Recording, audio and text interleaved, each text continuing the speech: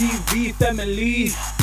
Catch us live on your TV screens. This is Ekse Live on DSTV channel 263, your favorite television news show. Please make sure you guys engage with us, because this show is nothing without your voice. Namhlanje we are talking about everything that has to do with the Heart Awareness Month, and we are joined by the CEO, Pamela Naidoo of the Heart and Stroke Foundation SA, and she's going to be telling us about the significance of actually raising awareness around heart things.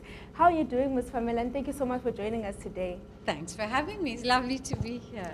So please tell us about the significance of actually raising awareness for Heart Awareness Month.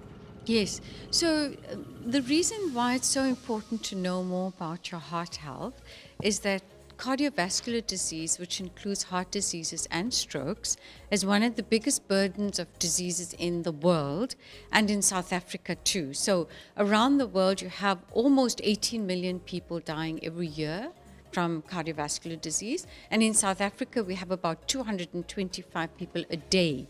Yes, so it is a problem. It's a big problem in the country.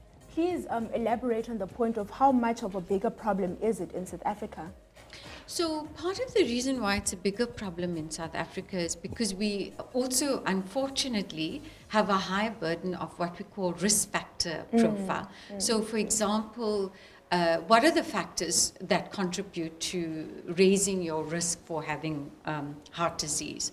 There's a few. So one cluster of factors is really what we call genetically inherited factors. So it's like your familial factors or your genes that you inherit through family. And then the other set of factors is what we call unmodifiable. So the unmodifiable is more sort of your lifestyle and behavior. So for example, if you have increased blood pressure because you smoke or you're eating unhealthily, you're obese and so on. So if you put all those factors together, it increases your risk for having heart disease. But Ish, you know, good food. Good food is a food that is bad for you. How do you then make a decision, like a conscious decision, that okay, fine, I want to keep healthy, but you also still want to have good food? Do you find a medium between those two? So the thing is, it's how you're defining what is good food. Because you can have great food and good food that's really healthy, and maybe for your viewers, perhaps a simple way to do it is to look at the salt content, the sugar content, and your fat content in the food. So nobody is sort of asking you to be so self-sacrificing. You can have healthy foods with minimal content of those 3 ingredients that I mentioned, because the problem is, say for example, if you increase your fat content, it doesn't just increase your weight, because excessive weight is not a good thing to have, but it also, so this month in September, we're going to be focusing on increased cholesterol. So blood pressure is one thing, but cholesterol is naturally found in the body. But if you eat fatty foods, it increases your cholesterol level, and that is really quite a high risk factor.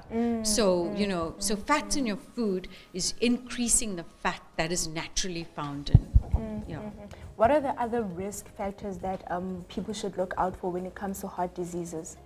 So if your viewers are a lot of young people, then I'm sorry to say, but smoking tobacco is really, it's not about reducing tobacco, because you can reduce salt, you can reduce sugar, but tobacco you should aim to have no tobacco at all. At all. Yeah, because it actually just triples your risk for heart disease. And then even your electronic devices, which a lot of young people think, oh well, I can substitute the electronic device for the cigarette, but it's actually got poisonous substances in there. So like electronic devices that we use. Absolutely. Are those substances that people consume, but is it not dangerous? You see, it's not. So the problem is it's marketed as not being dangerous, but when you burn it, the heat increases the potency of what's in there. Wow, I did not know. I didn't even know that people would consume that, because I would assume that because it's in a cell phone, it's in a tablet, then it would be very dangerous for my health. If people are very interested but that's smoking electronic devices. Okay, smoking. Yeah, smoking. Yeah. Yes, but inhaling is also a form of consuming absolutely, it anyway. Absolutely. Thank you so much, Ms. Naidoo, for joining us today. We hope that you enjoy your day further. But Ulama is on standby with a chef here for the day, Lama Dintankamo. Woo! I don't know whether what Ingrid is going to talk to me about, is it just great food or good food, and if the Heart and Stroke Foundation agrees with what's always on her plate. Ingrid, welcome to the show, and congratulations for being part of contestants that are possibly going to win 70,000 rands in prizes. Usiba Tongana is a great chef. We've seen her on TV and magazines and everything like that. And now she's affording young people the opportunity to become as great as she is. And I understand what's happening in the house is all of you are Africans, and we know that Africans love their food. What can we look forward to when it comes to the House of Chefs? So when it comes to House of Chefs, you need to be ready for African food being taken to a whole new elevation. So it's a thing of showing people that in Africa we can make our African food amazing. So using our culinary arts and under guidance of Chef Siba, Yes. we are taking our food into a whole new level. I mean, we are 8 chefs from all different countries Yeah, I in know. Africa. There's Kenya there's Zambia, there's South Africa, there's Rwanda, what Yes. you're representing. There's Uganda, there's the DRC. You must be learning a lot from these different countries. Definitely, like one of the things that I've learned in the House of Chefs is that learning never ends. Yeah. I thought I knew it all, but after being there, I saw a whole new setting up and cooking techniques. I mean, you can make a 3-course meal in 45 minutes. Yeah. Who would know that? And I understand when you are at the house, you need to cook to stay in, but you also need to fight to remain in there, because once you're voted out, you need to scramble to be voted back in. Definitely. In the house, you need to be smart because there's no time for planning. You don't know what you are making.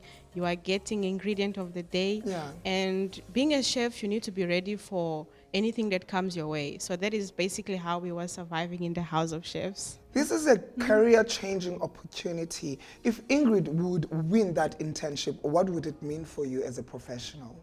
As a professional, if I could win the internship from Siba, Yeah. it's an elevation. Siba is a well-known chef. Working with her is a whole new learning experience. How are you finding the time there? What's the most challenging things that you go through, and what are the highlights of being in that house? For me, the most challenging thing is the time management. Sure. I definitely learned time management. I didn't know that I can do so many things with so few time. Yeah. And also competing against people that you don't really understand perfectly because we are speaking English, but Yeah. it's being pronounced differently, Yeah. like different. We saying, you say this is this, I understand something else. Because as like a chef also, we are doing team cooks. Sure. So you need to know how to do team working and things. So definitely for me, time management was the most challenging.